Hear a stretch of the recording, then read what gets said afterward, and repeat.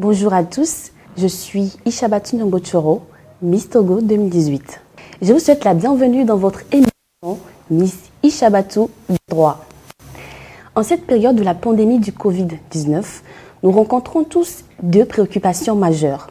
La première, plus importante, est de se protéger contre l'infection du coronavirus. Et la seconde, aussi essentielle, est de se trouver, ou du moins de sauvegarder ses sources de revenus afin de ne pas être prise au piège des mesures de confinement. Les relations entre les employeurs et les employés semblent donc prendre de l'attention. Les salariés, d'une part, veulent sauver leur emploi et donc leurs moyens de subsistance, et d'autre part, les employeurs sont bien contraints de limiter leurs dépenses et envisagent en ce sens des suspensions, voire des ruptures des contrats de travail.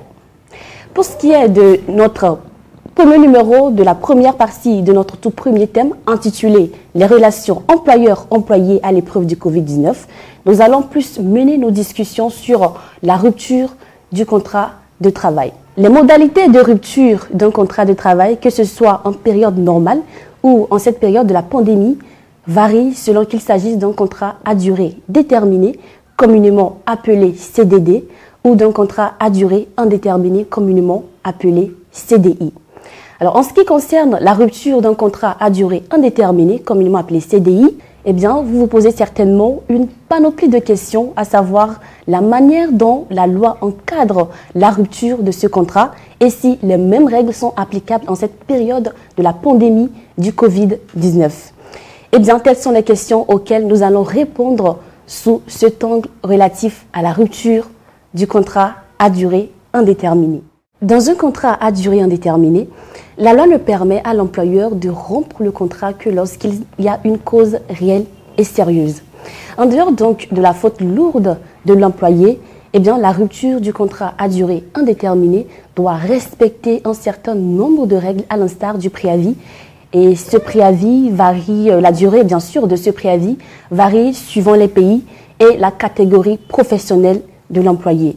Et au Togo, par exemple, la partie qui prend l'initiative de rompre un contrat à durée indéterminée doit donner un préavis à l'autre partie. Cette durée est de 15 jours pour les employés payés à temps, 1 mois pour les salariés payés au mois et 3 mois pour les agents de maîtrise, cadres et assimilés.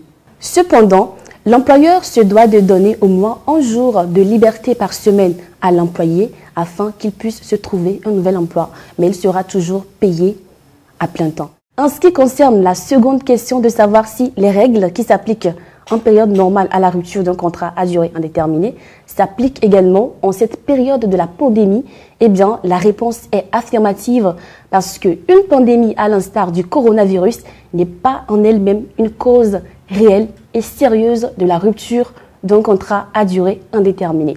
Et donc, lorsque les deux parties décident de rompre un contrat à durée indéterminée sans donner un délai de préavis à l'autre partie, eh bien, elles vont s'exposer à de nombreuses sanctions qui prévoient diverses indemnités en faveur de la partie lésée par la rupture d'un contrat à durée indéterminée. En revanche, ces règles semblent être plus corsées dans le cas de la rupture d'un contrat à durée déterminée.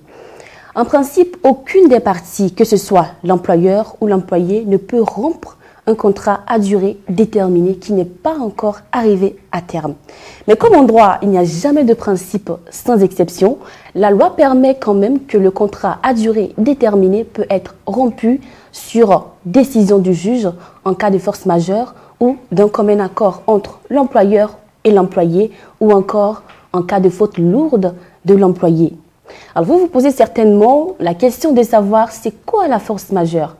Eh bien, la force majeure, c'est tout événement qui survient d'une manière imprévisible, irrésistible et qui est extérieure à la volonté de l'homme. Et ces 3 conditions sont cumulatives, autrement dit, la condition d'irrésistibilité, d'imprévisibilité et du caractère extérieur à la volonté de l'homme doivent être réunies pour qu'un événement puisse être considéré comme un cas de force majeure. Nombreux sont ceux qui pensent pouvoir invoquer le Covid-19 comme force majeure pour rompre leur contrat à durée déterminée. Eh bien, attention, parce que en cas de litige, le juge, grâce à son pouvoir souverain d'appréciation, pourra écarter une telle hypothèse qui s'appréciera au cas par cas. Pour clore ce petit échange du premier numéro de la première partie de notre tout premier thème intitulé « Les relations employeurs-employés à l'épreuve du Covid-19 », mes conseils pour la partie est de faire attention et de toujours solliciter les conseils d'un professionnel de droit avant de prendre toute décision qui touche à leur rupture d'un contrat de travail.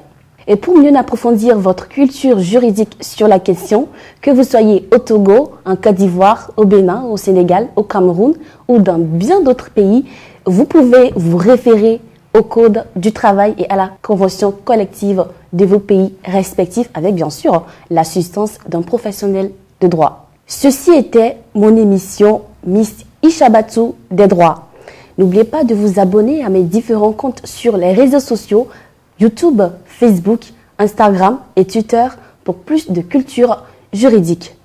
À très bientôt pour le prochain numéro dans cette émission.